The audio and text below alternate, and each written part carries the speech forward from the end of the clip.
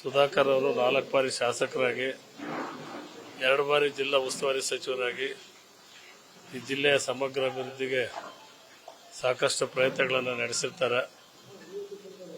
ಅಜಾತ ಶತ್ರುವಾಗಿದ್ದವ್ರಿಗೆ ಯಾರು ಶತ್ರುಗಳೇ ಇರಲಿಲ್ಲ.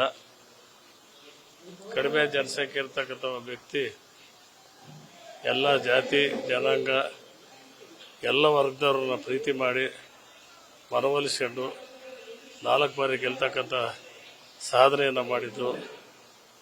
ಇವತ್ತು ಅವರು ನಮ್ಮ ಎಲ್ಲ ಮನದಾಳದ ಆಸೆ ಏನಿತ್ತು ಅಂದರೆ ಚಿತ್ರದುರ್ಗ ಜಿಲ್ಲೆಗೆ ಭದ್ರಾ ನೀರು ತರಬೇಕು, ಅತಿ ತುರ್ತಾಗಿರ್ತಕ್ಕಂಥ ಒಂದು ಮನದಾಳದ ಆಸೆ ಇತ್ತು.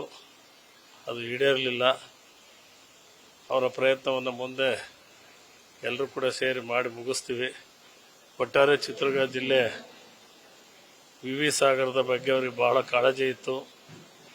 ವಿ ಸಾಗರವನ್ನು ಭರ್ತಿ ಮಾಡಬೇಕು, ಈ ಭಾಗದ ರೈತರಿಗೆ ಎಲ್ಲರಿಗೂ ಕೂಡ ನೀರು ಕೊಡಬೇಕು ಅಂತಕ್ಕಂಥ ಆಸೆ ಇತ್ತು. ಅದನ್ನು ಈಡೇರಿಸಿದ್ದಾರೆ.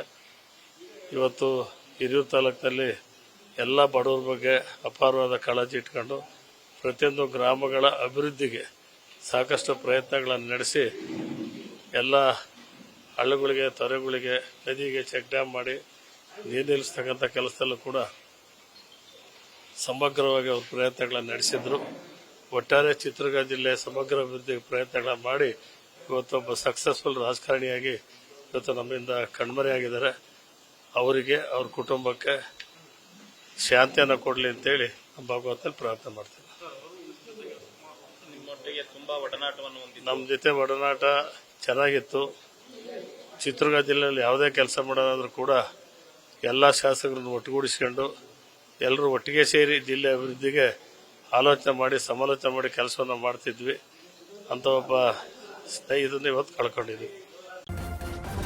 ನ್ಯೂಸ್ ಫಸ್ಟ್ ನಿರ್ಭೀತಿಯಿಂದ ನಿಮ್ಮ ಪರವಾಗಿ.